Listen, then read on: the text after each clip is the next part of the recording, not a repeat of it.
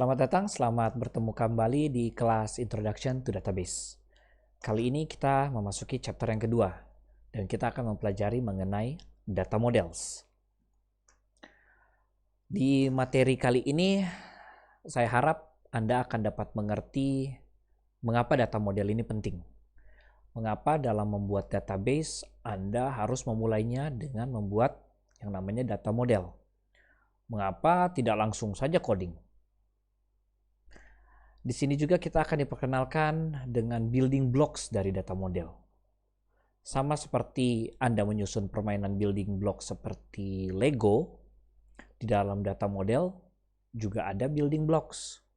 Anda harus menyusunnya dan dalam penyusunannya ada aturan yang harus diikuti.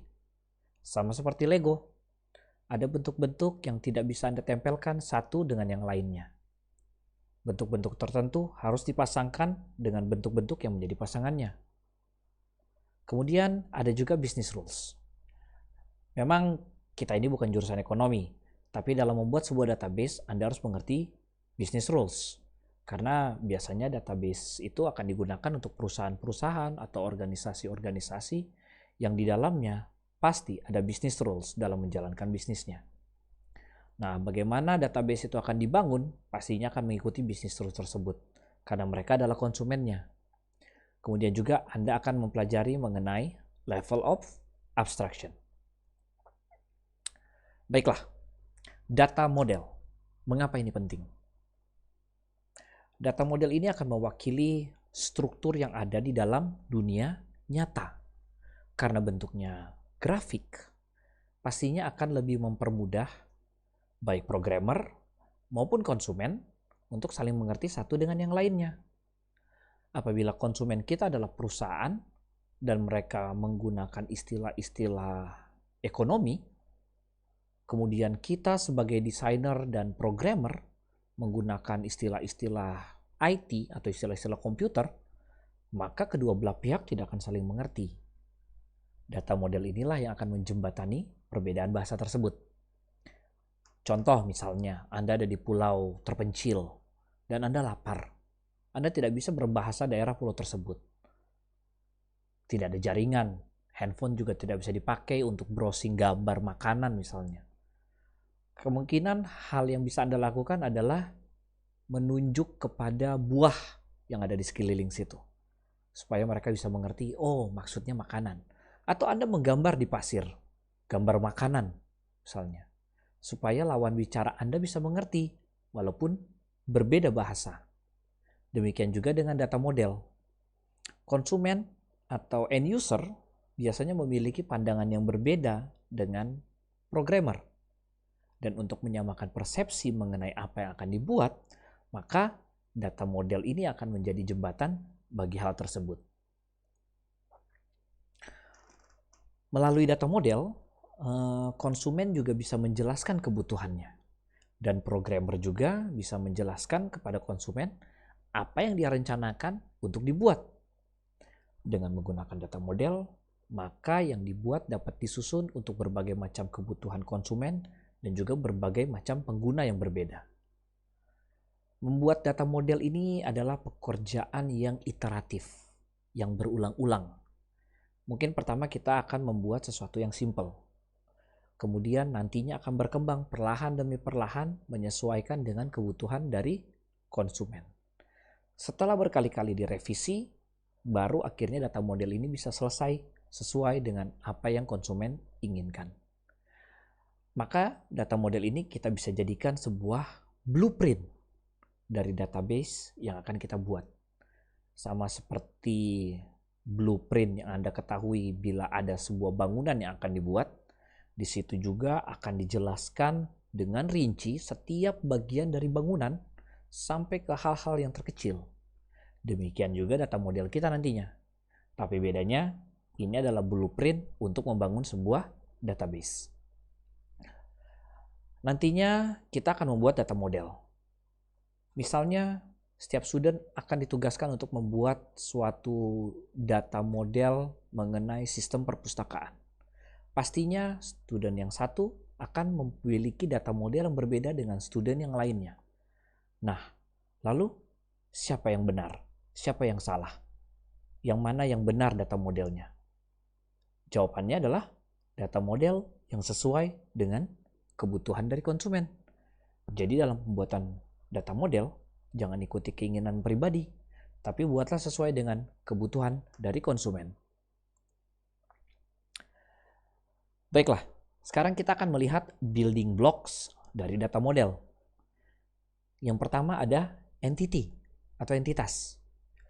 Semua atau segala sesuatu, segala jenis data yang akan disimpan atau digunakan nantinya bisa kita sebut dengan nama entitas. Bisa kita sebut dengan entitas. Misalnya entitas dosen. Di dalamnya ada dosen dengan nama Daniel Hamonangan, ada nama Andrew Tanilim, dan seterusnya. Jadi ada entitas dosen, baru di dalamnya ada siapa dosen-dosen yang ada di dalamnya. Misalnya ada entitas mahasiswa, dan Anda semua yang ada di dalamnya. Nah, selama itu adalah bagian dari data yang akan kita kumpulkan, maka itu adalah entitas. Kemudian ada atribut. Atribut di sini adalah characteristic of an entity. Seperti apa yang disebut dengan karakteristik dari entity yang digunakan, maka atribut ini misalnya entitas mahasiswa. Atributnya ada nama mahasiswa, ada nomor telepon mahasiswa, ada alamat mahasiswa, dan lain-lain. Itu atribut-atribut di dalam entitas mahasiswa. Kemudian ada relationship.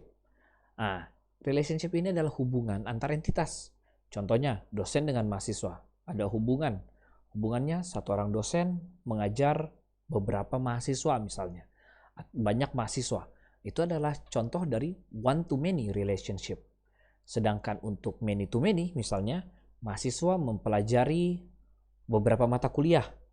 Dan sebaliknya, mata kuliah dapat dipelajari oleh beberapa mahasiswa. Nah, itu many-to-many.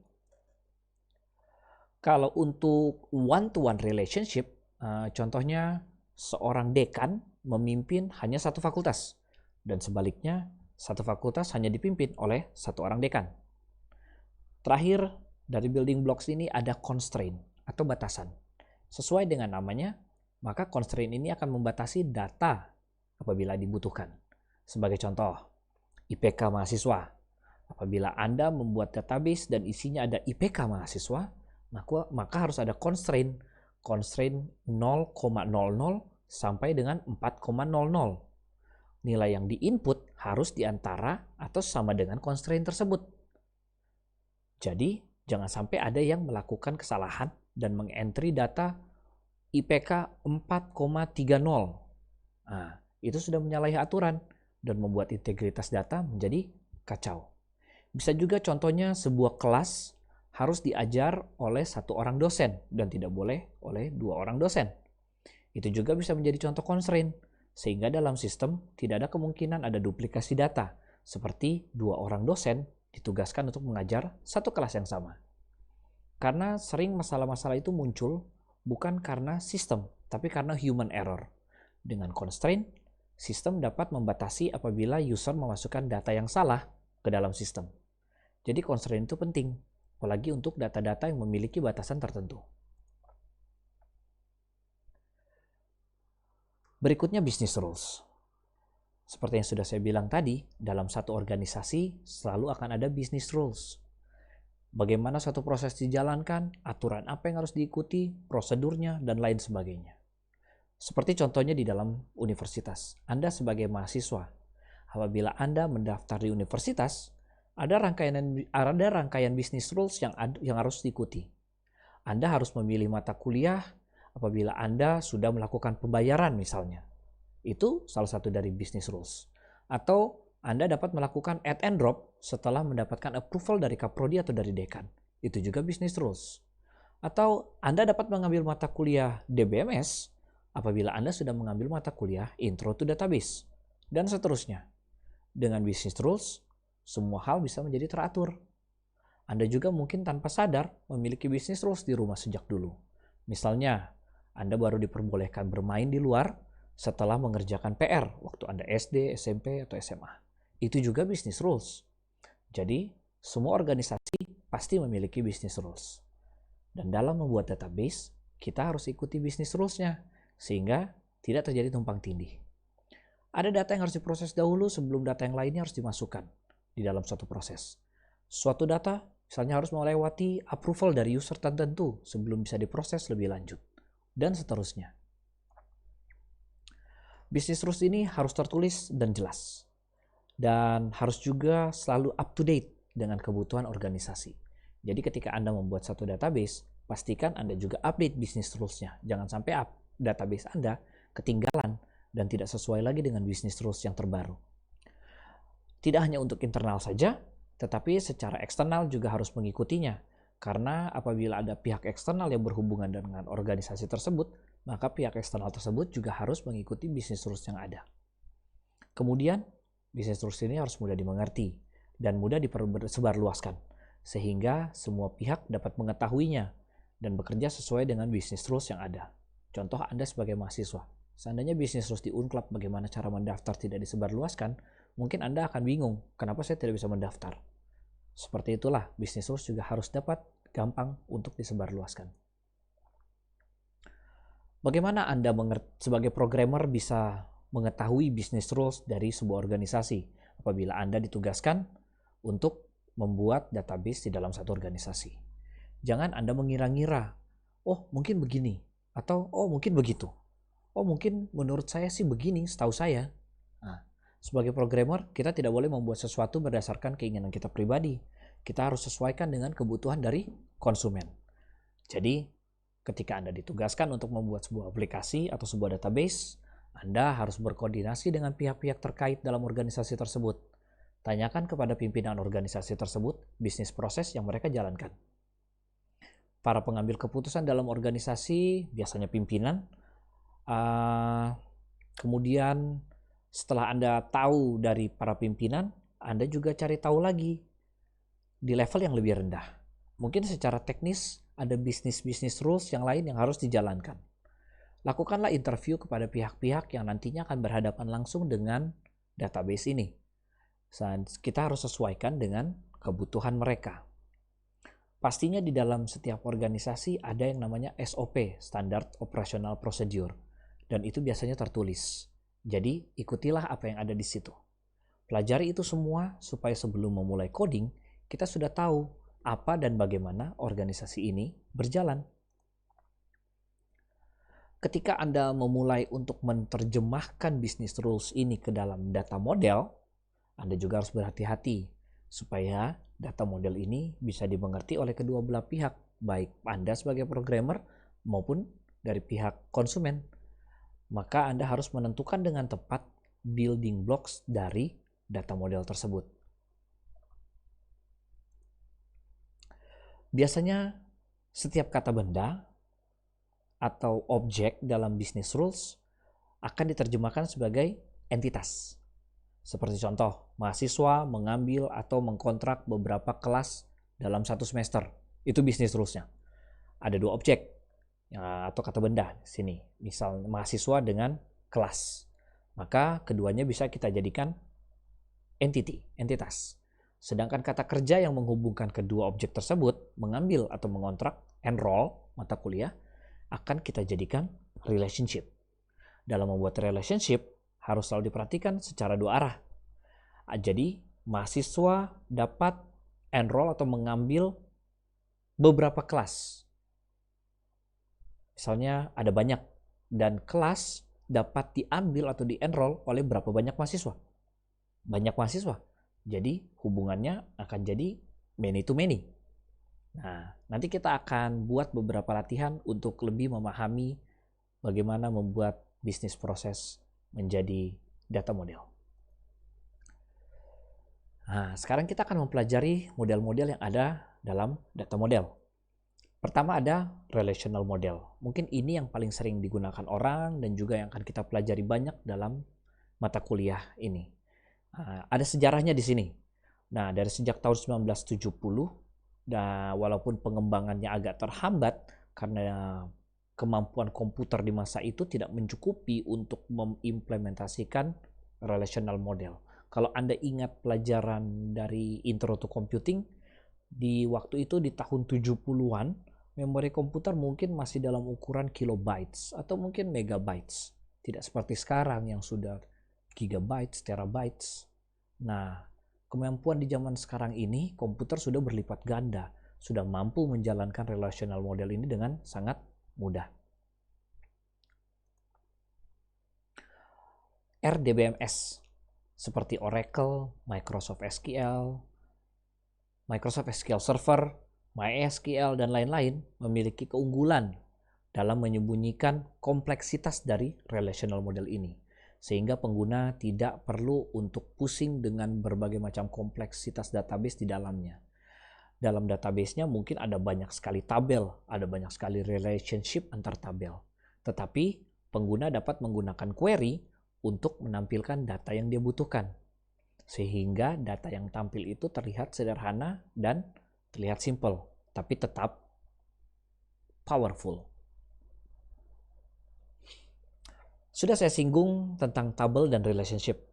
Tabel ini adalah kumpulan dari baris dan kolom yang berisikan data yang memiliki kesamaan karakteristik dengan entitas yang ada. Seperti bentuknya, tabel, ada kolom, ada juga baris. Misalnya kolom nama, di bawahnya akan ada nama-nama. Kolom pekerjaan, di bawahnya juga akan diisi dengan pekerjaan-pekerjaan, dan seterusnya. Sedangkan baris akan berisi data dari satu orang atau satu objek dengan semua karakteristik yang dimiliki. Jadi misalnya di baris kelima ada nama Daniel, maka di sampingnya, ke samping baris dalam baris tersebut ada nama Daniel, kemudian ada pekerjaan dari Daniel, ada jenis kelamin dari Daniel, alamat dari Daniel, nomor telepon dari Daniel, dan seterusnya. Relational diagram akan menggambarkan hubungan antara satu entitas dengan entitas lainnya, satu atribut dengan atribut lainnya. Relationship ini sangat berguna untuk memperoleh data yang relevan tanpa harus menampilkan semua data yang mungkin tidak dibutuhkan oleh user.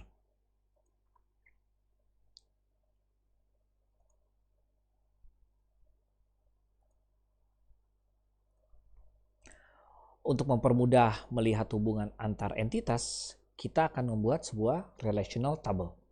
Di situ akan ada relation antar entitas yang dibuat secara logical.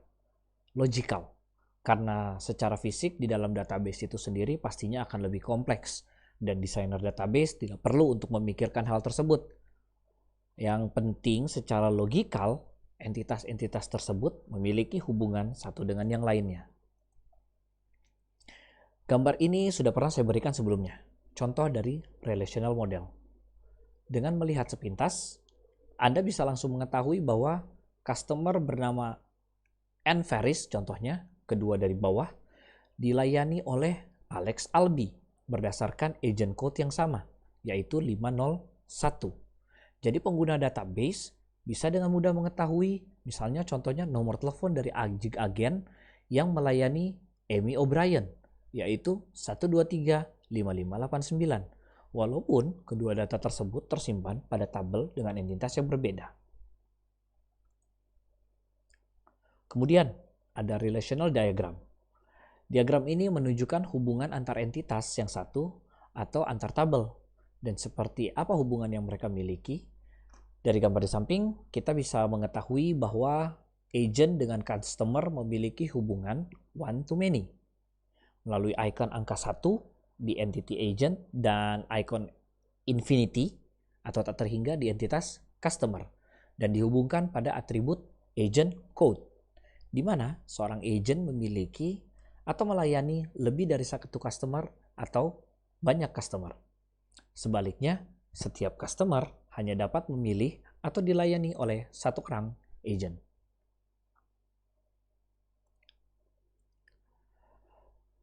Relational model ini lebih sering digunakan karena kemampuannya dan fleksibilitasnya dalam mengakses data menggunakan yang kita sebut query. Dengan menggunakan query atau Structured Query Language (SQL), pengguna dapat melakukan sesuatu tanpa harus mendefinisikan secara spesifik bagaimana prosesnya secara rinci kepada database. Karena dalam sebuah database dengan SQL yang berdasarkan SQL, di dalamnya sudah ada engine SQL Engine, di mana perintah atau query yang pengguna masukkan dapat langsung diterjemahkan oleh engine dan diproses sehingga data yang ditampilkan sudah tersaring, bukan dalam bentuk data mentah yang belum diproses. Berikutnya ada ER model atau Entity Relationship Model. Sedikit sejarah mengenai ER model. Dan dari sejak tahun 1976, ketika Chen perkenalkan, sampai sekarang ER model ini masih digunakan untuk mewakili entitas dan hubungan antar entitas dalam sebuah database. ER model ini digambarkan dalam bentuk diagram, sehingga kita menyebutnya dengan ERD, Entity Relationship Diagram. ERD ini ada entity-nya, ada entity, ada attribute, dan juga ada relationship. Nah, mari kita lihat contohnya. Di sini ada beberapa contoh. Ada entity painter dengan entity painting, dengan relationship one to many untuk paints. Sebuah hubungan yang menjelaskan relation antar painter dengan painting. One to many berarti seorang painter dapat melukis atau paints banyak painting, lukisan. Kemudian berikutnya di tengah ada employee. Employee learns, belajar, skill, suatu kemampuan tertentu. Karena seorang employee dapat memiliki lebih dari satu skill, dan sebaliknya satu skill dapat dipelajari oleh beberapa orang employee, maka hubungan learns ini merupakan hubungan many to many relationship. Kemudian yang terakhir, ada seorang employee mengelola satu store. Employee di sini seorang store manager, karena itu hubungannya adalah manage. Dan sebaliknya di dalam satu store hanya ada satu orang store manager. Store manager adalah seorang employee. Employee dari store owner atau pemilik dari store tersebut. Ini saya jelaskan seandainya ada yang bingung dan ingin bertanya, masa dalam satu store hanya ada satu employee? Employee ada banyak, tapi hanya ada satu orang yang memanage, yaitu store manager, bos di store tersebut, dan di atas dia masih ada pemilik store atau owner yang menggaji dia. ERD yang tadi kita lihat sebelumnya adalah ERD standar yang diperkenalkan oleh Chen dari sejak tahun 1976. Yang berikut ini adalah ERD Crowfoot atau kaki burung gagak. Mungkin karena bentuknya menyerupai kaki burung gagak yang sering digambar anak-anak kecil, kaki 3. Di sini relationship digambarkan langsung pada garis yang menghubungkan entitas. Anda bisa lihat bentuk dari one seperti dua garis sejajar, dan bentuk dari many ya seperti crowfoot tadi, garis bercabang 3. Kemudian diagram ini memiliki arti yang sama, tetapi dengan cara menggambar yang berbeda. Kemudian yang membedakan dari ERD yang standar dengan yang ini adalah tabel di bawah nama entitas, di mana di dalam Crowfoot ERD sudah dilengkapi dengan atribut dari entitas tersebut. Jadi di dalam tabel tersebut akan ada nama painter mungkin, tahun kelahirannya misalnya. Kemudian di bawah painting ada tema painting atau tahun pembuatan dari painting tersebut, dan seterusnya. Baiklah, demikianlah pelajaran kita untuk hari ini. Terima kasih dan sampai jumpa untuk pada pelajaran berikutnya.